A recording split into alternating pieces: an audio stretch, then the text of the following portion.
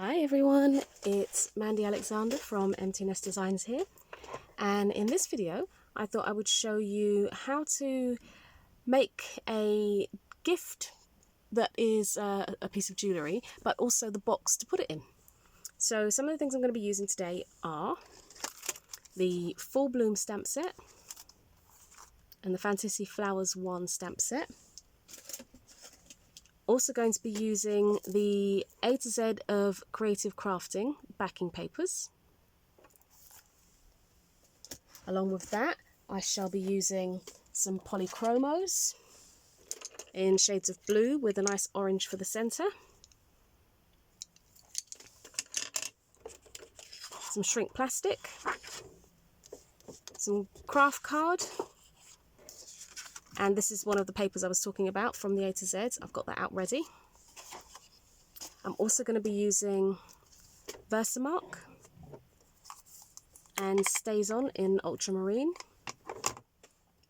I'll be using Wow embossing powder in metallic gold rich. I'll be using some findings for jewellery making. I've got jump rings here and ear wires here.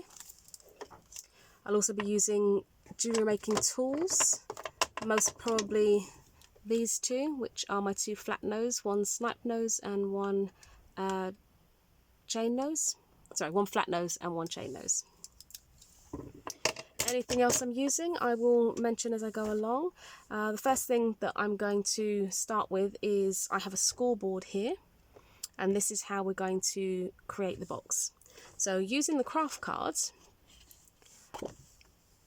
I'm going to score this. I'm going to cut this down first and then score where I need it. Now I've already cut mine because I know what size box I want, so let me just bring these in. I know that I want my finished box to measure 5 centimeters by 7 centimeters with a depth of 1.5 centimeters. So what I've done is, knowing that I need 1.5 on the sides, I've added the two 1.5s together. So the sides are going to be formed by the scoring, and because I know that I want 1.5, I've added 1.5 and 1.5 and made 3 centimeters. I've then added that to the size that I want the box to be finished, which is 5. So I know that I need to cut down 2 pieces that measure 8 by 10, because the other measurement, the long measurement, I want it to be 7, and I've added 1.5 and 1.5 because it'll be scored at both ends. So that's 3, making 10 centimeters. Now this works for any size box you want. Just remember to add on the depth that you want, and to do that for both sides, because you will be scoring one side and then the other side. So if you wanted 2 centimeters and 2 centimeters, then you would need to increase how much you would cut the piece down by. But like I said, I know that I want a 5 by 7 finished box. So I have already cut these down. I'm not going to show you that because, like I said, it will literally depend on the size of the box that you want. Will determine how you cut your pieces. So all I'm going to do now is grab my scoring tool. And on my particular one, I have a box base this side and a box lid this side.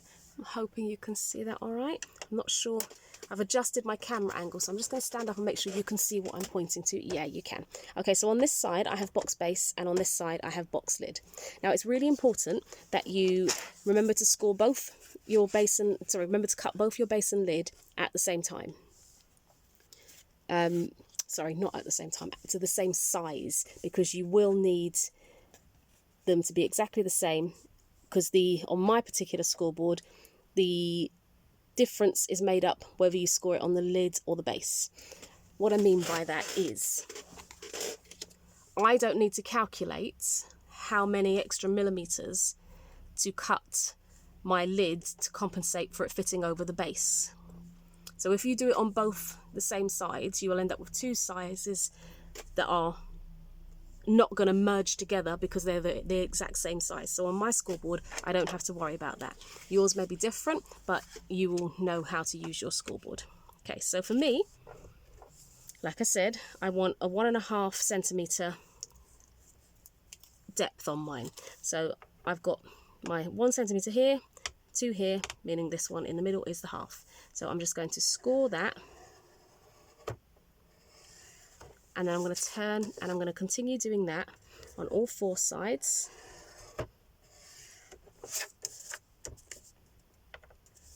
Making sure that I'm in the right channel each time. And then I'm going to repeat that on the other side of my scoreboard, which is the box lid. So measurements for the lids are at the top here. Pull that down some so I can see that this is my 2 right here. So I know I want the one before that because that is the half mark. So I'm just going to score all 4 sides.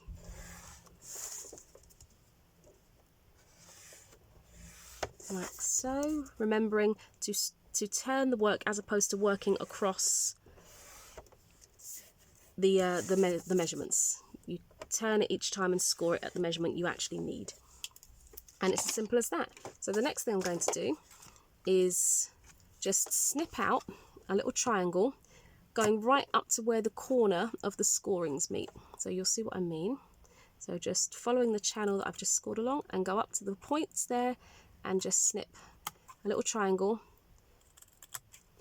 like so. And again, I'm going to do that all the way around on both pieces. I love making boxes. It's such a personal way to give a handmade gift. They don't take very long to make. You can make them in any size you want. If you're using a thinner card weight, you can always add some mats and layers to the exterior of the box to give it a bit more rigidity, make it a bit more stable and sturdy.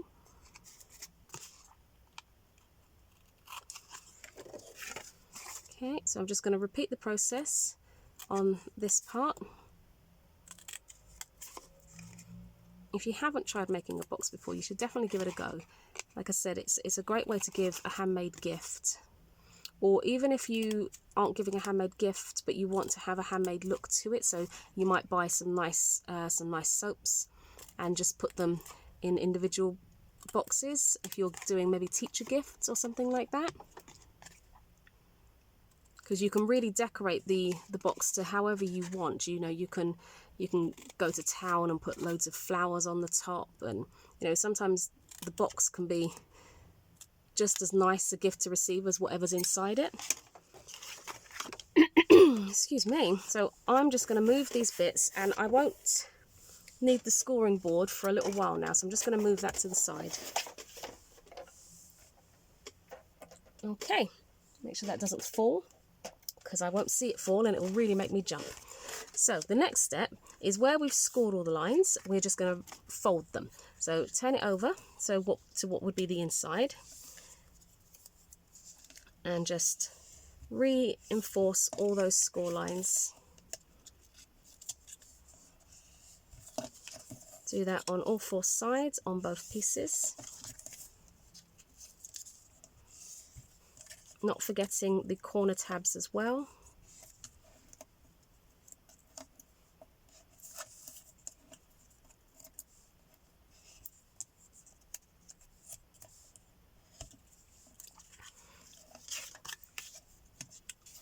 Once again, all 4 sides.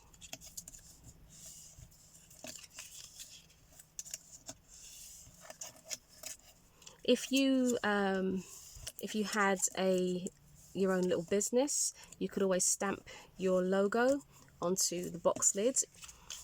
If you were going to do that, I would recommend that you do that before you stick the box together, because if you leave it till afterwards, you're not going to get a good stamped impression, because it will bow in the middle. So next, all I'm going to do is apply some glue to the tabs.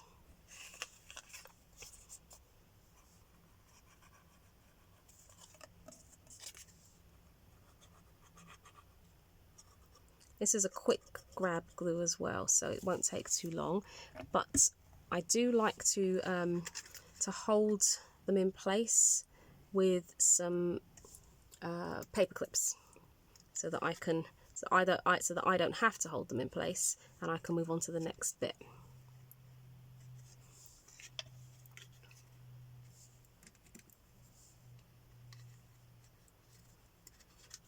Okay, first piece of the box is almost complete.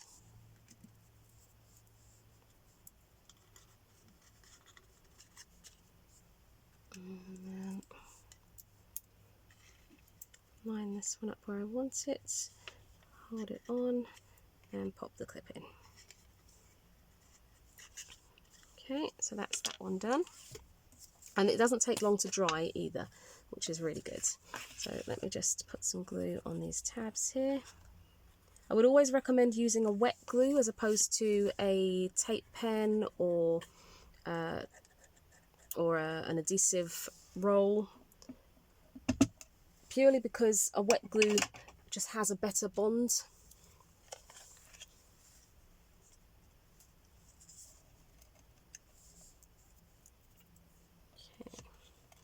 Now, just before I started filming, I dropped one of my paper clips and I'm afraid it fell into the abyss, so I am going to have to hold one of these sides on because I had just enough to do the lid and the base, and now I'm going to be one short. I did have a quick look for it, but I couldn't see it. I think that's going to turn up at some point, but sadly not today. So I'm just going to hold this one. It will not take long at all. In fact, while I'm holding it, I'm just going to grab one of the paper clips from the first piece that we did, because that should be dry now, and then just pop that on there like so. Yep, that's dry, so I'm going to remove these ones.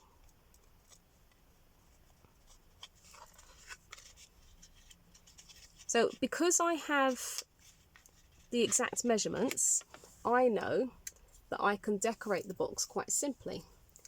So that's what I'm going to do now, and that's where the backing paper from the A to Z of creative crafting comes into place.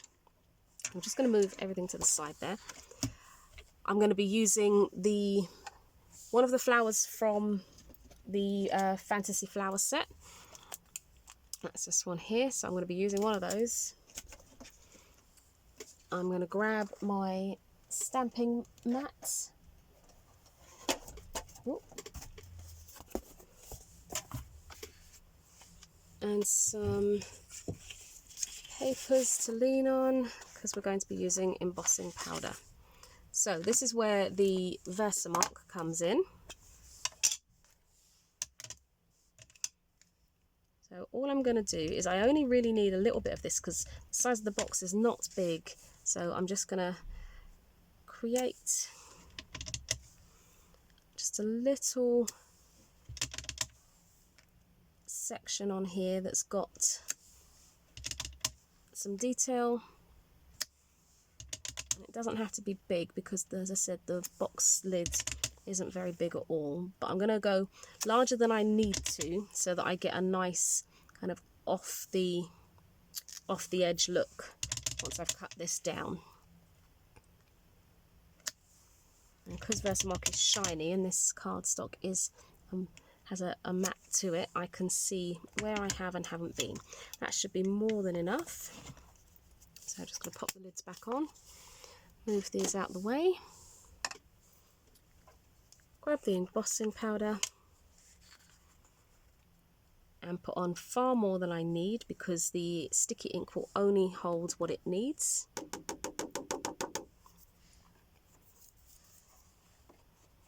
And I'm going to heat that from underneath. So I'm just going to let the gun warm up slightly. So apologies for the noise. It doesn't take long to warm up at all.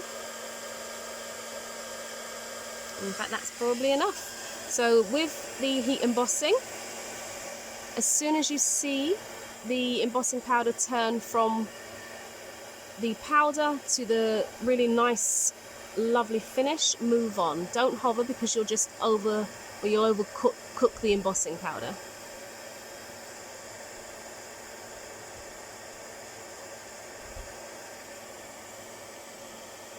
I've gone for this because I'm thinking of sort of holiday season. It's I don't know when you're watching this video, but it's coming up for October now. In fact, it's as I film this, it's the 1st of October tomorrow, and I'm thinking about gifting for the holidays.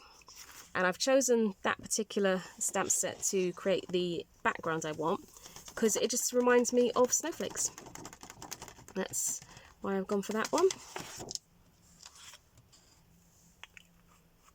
Okay, we're getting there. Just get all the dust off of that.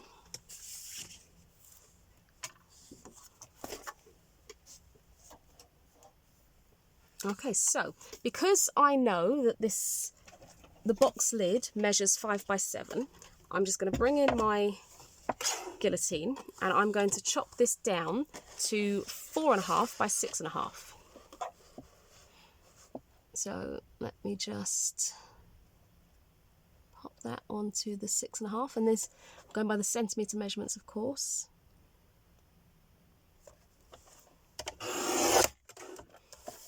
And then I want the 4.5.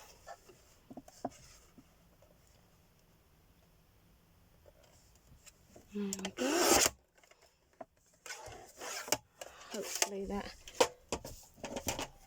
is all right. So now this is completely dry. I'm going to take the rest of the paper clips off and show you how that comes together. I'm just going to pop these on my magnetic sheet. I keep a magnetic sheet to the side of me so that some dies that I'm using and I don't want to misplace, I can just keep them right on the unit beside me here. That's where I keep my paper clips as well. So as you can see, this just fits nicely into itself. So it's a really nice box. And all that I'm going to do is take the piece that I've chopped down and pop it on top, like so. I'm just going to trim a slight little bit off the longer side here because it's actually just a little bit bigger than I would have liked. So I'm just going to do that from this side. So where are we? There's the 4.5.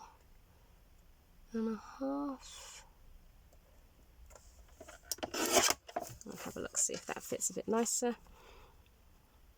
My measurements are correct, I just didn't take enough off. One more time. It turns out it is exactly 4.5.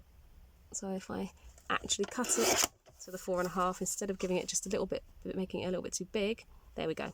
And that is how I'm going to decorate the front of the box. So yeah, trust your own measurements, Mandy, trust your own measurements. Okay, so all I'm going to do there is just pop some glue on the back.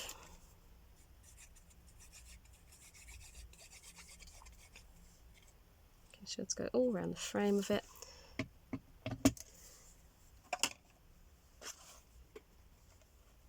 And just stick this on. Getting it on as evenly as I can so that there's a similar size border the whole way around. I'm actually going to take this off so that I can push it from behind.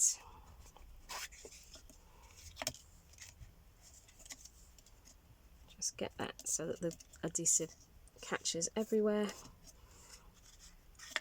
And that is essentially the box. So the reason I went for this particular paper from the set was because I know that I'm going to be using the blues and purples to make the earrings with, and I wanted it to kind of match. So I'm going to leave this here and we're going to move this to one side because that's almost all we're doing with the box. So the next step is to bring my stamping mat back in and to grab the sheet of shrink plastic. Almost forgot what it was called then. I'm going to grab the flower that I want. Now, I'm using the biggest flower from the Full Bloom collection because shrink plastic is plastic that's been stretched, and when you heat it, it shrinks back down to the thickness and size that it was, and it's normally 7 times smaller. So with shrink plastic, it's recommended that you use a StazOn ink because it won't smear and smudge. And I'm just going to pop the ink onto the flower. Now my StazOn is a little dry, so I'm really going to give it a good covering to make sure I get it all over. I really should get a new one. But while it still works, I'll continue to use it. Okay, so all I'm going to do then is just take this, hopefully get a nice, clean, crisp impression. Oh, lovely. Pop this out the way.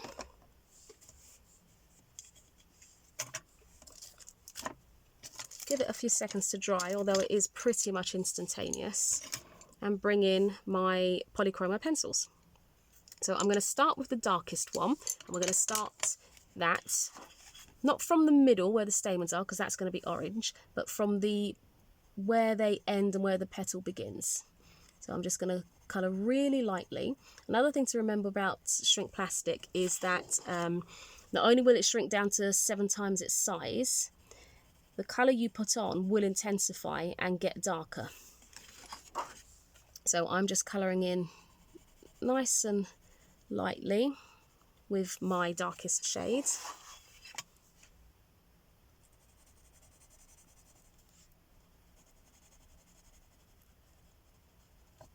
Almost done the first colour. I love, love, love working with shrink plastic. It doesn't matter how many times I use it, I still am absolutely fascinated by it. It's the same with embossing, with heat embossing.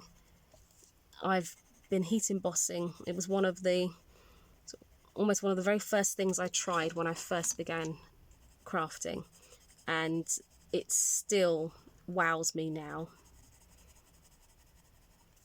Okay, so this is the second colour. This is my mid shade, because I've chosen a dark, a medium and a light. And then for the lightest shade, just going to go all over.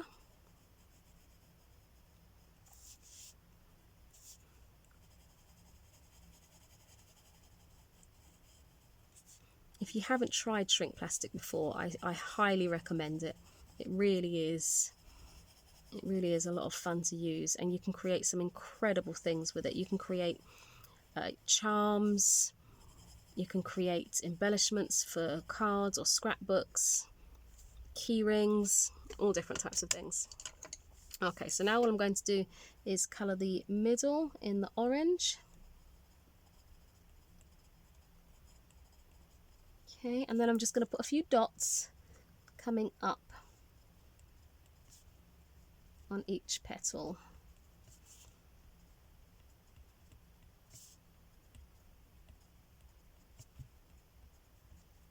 Just doing that because the orange is such a contrast to the blues, and I just want it to tie it all together. So the next thing I'm going to do is quickly cut it out. Move the big piece to one side, and off we go. So it really doesn't take very long to cut out the shrink plastic. The flower that I'm using is a fairly easy shape.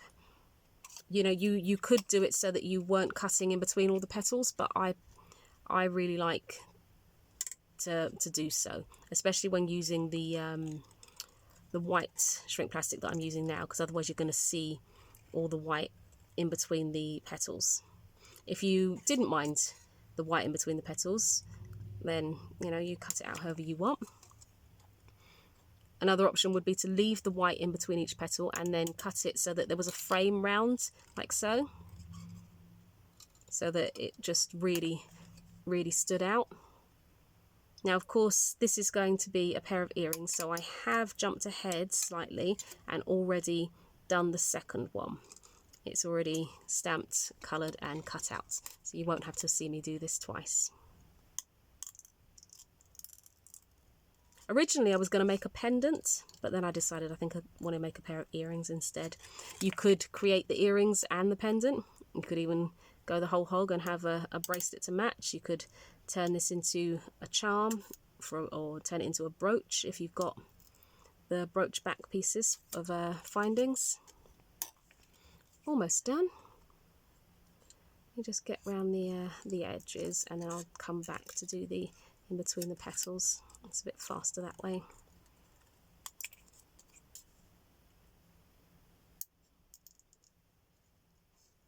If you have used shrink plastic before, I'd really love to see anything you've made. You can always share your work with me. You can find me on Facebook and Instagram. There'll be links to both underneath this video. Okay, so that wasn't too long. Let me just tidy these bits.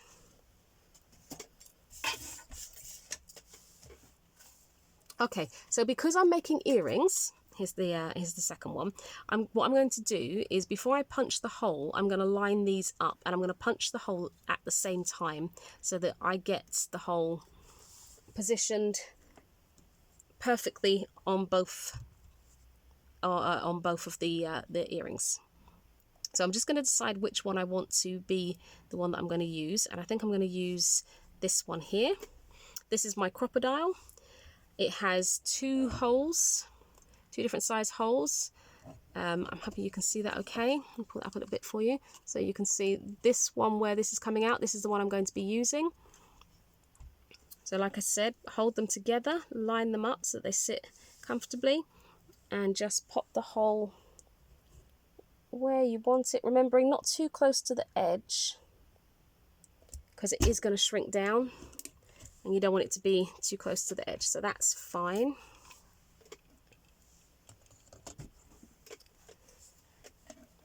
Okay, so all I'm going to do now is I'm going to grab an acrylic block, which I'm going to use to flatten the shrink plastic once it has shrunk. I'm going to grab my tweezers and I am going to move one out of the way, and I'm going to hold this one in place. I'm going to let the heat gun warm up, and then we're going to watch it happen. It will fly around slightly, but don't worry about that.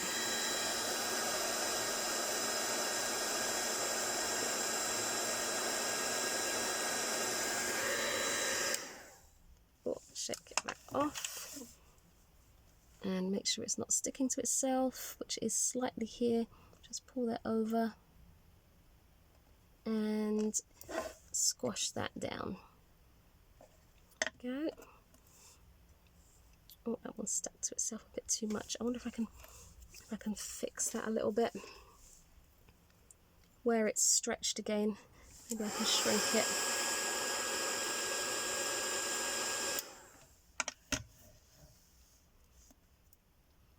If it goes wrong, remember it is just one tiny piece of a whole sheet of shrink plastic.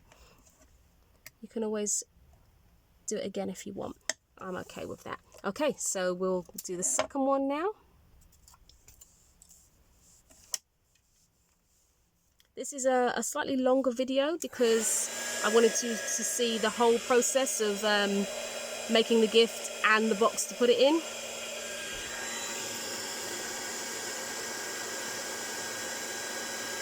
One of the advantages of not cutting in between the petals means that you will avoid what's happening to me here, the petals curling up and crossing themselves.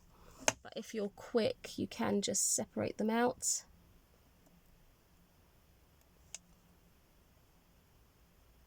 And then if it gets too rigid too quick, you can just reheat it to soften the plastic and then just flatten it again.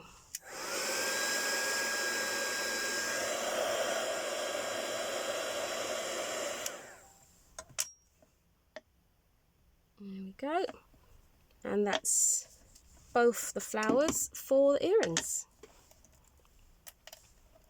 Gosh, gotta love shrink plastic. Okay, so the next step is to assemble the earrings. So all I'm going to use here are 2 jump rings and 2 ear wires. I'm going to use the gold because obviously we've used the gold on the box and that's just going to tie in really well.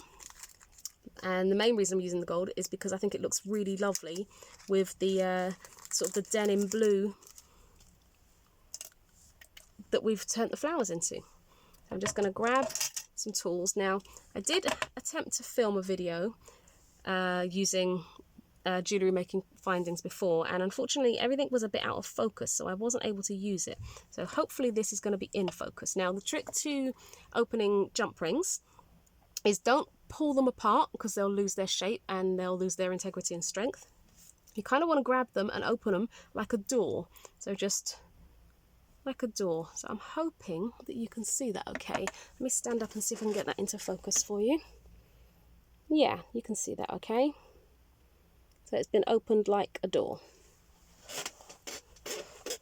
And all I'm going to do then is I'm going to feed it through the hole we created and then attach the ear wire, making sure to put it on the right way so that the earring front is facing front.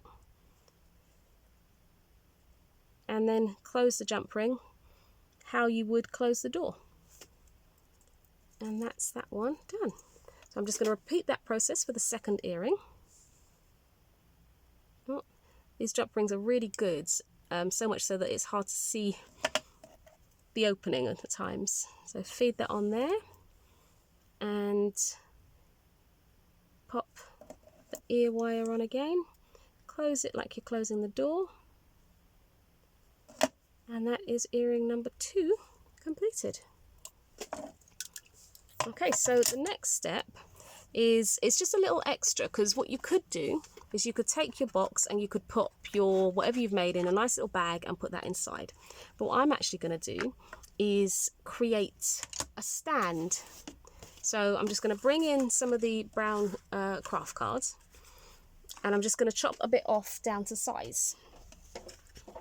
So I know that the outside lid measures 5 by 7, so I'm going to do roughly those measurements, but just slightly smaller so that it fits on the inside.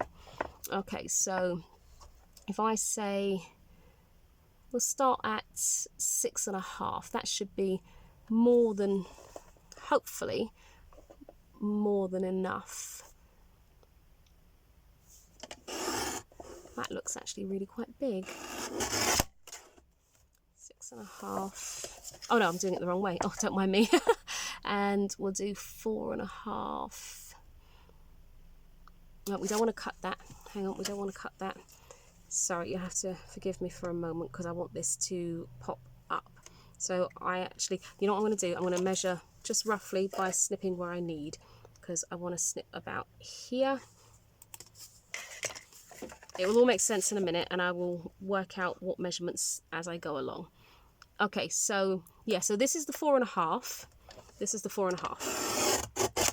The length measurement, ignore what I told you to begin with. It's got nothing to do with it being 7, because I'm actually going to be popping this in here and fixing some of it to the bottom. So what I want to do is bring back my scoreboard at this point and measure along. And I will show you what I mean so that it makes a bit more sense. I can just sort of trying to wiggle it in there. Okay, so I know that if I use my box base measurements, which are this side, I know that by butting the box on, I know that this has come in at just at my 7 measurement there. And so I know that I want to take my 6 line and just score along the 6 line. This will all make sense in a moment, I promise. If I could just find my scoring tool, which is now hidden. Oh, I found it, I found it. Messy crafting, messy crafting. So if I score along my 6 centimetre line and move the scoreboard out again, and just fold this, lightly score, and then show you that it fits in completely. So all I'm going to do is the shorter side, which is where I scored along the 6 measurements. So I'm hoping that comes across okay if you see it like that. There's a shorter side which is here. So all I'm going to do is know that this is going to sit inside like so. And before I do that, I'm just ever so lightly, sorry, not lightly, oh, I can't speak today, I'm so sorry everyone. I'm just going to, on the corner, cut a little way in and then repeat that on the other side. trying to get them sort of roughly the same. And then my stamping mat actually has a piercing mat on the back. So all I'm going to do then is where I've stopped cutting, I am just going to pop my pokey tool and create a larger hole. And that just gives somewhere for you to feed the ear wires through. Now, like I said, this is a completely extra step, one that I probably should have thought out before I started filming and had the measurements for you. But hindsight is a wonderful thing. Okay, so on the side that doesn't have the cuts and the hole, I'm just going to, on the bottom, add some adhesive, because this is now going to sit in the box so that the earrings actually have something to stand on. And it just makes for a really nice presentation. So, butt the score line up to the front and then press the panel that you've just put in down so that it sticks nicely. Give it a bit of a scrub over, and then this is what happens. So you feed your earrings through the holes that you've just made. The reason I cut in is because you could also then use this to hold a pendant and chain.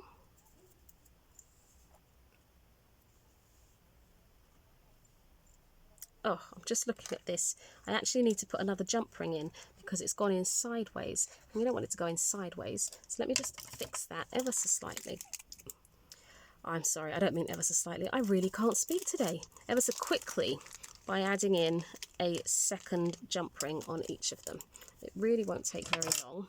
But as you can see, to show you what I mean, this is how they're sitting and the ear wire should be sat like that. So all I'm going to do is really quickly just open the jump rings again, or 2 more jump rings, and add these in. So there's 1, there's 2. Just going to undo the ear wire. Again, that comes off like a door. So pop this jump ring onto this jump ring. Let me do it with my pliers so you can see what I'm doing. So that's going to go on there, and I'm going to close that up. And I'm going to do the same thing with the other one. Just open the ear wire like I'm opening a door. I know I keep saying that, but it really is important that you open them like that, because otherwise you will just pull everything out of shape and ruin it. Swap pliers. Link the 2 jump rings together.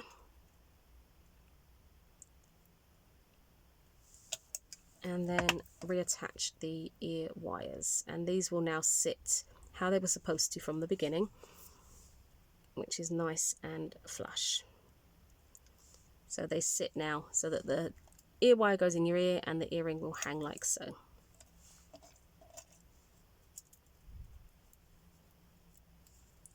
Just do the last one. So apart from my mistake there, they really don't take long to make. So just feed the ear wires through the holes that you've just created, and then they will sit in the box like so. And you pop the lid on like that. You could maybe add some ribbon or a tag, or if you, like I was saying, if you had a business and you wanted to stamp a logo on, you do it first. On the back, you could also stamp to and from, and it could just be your present all in one.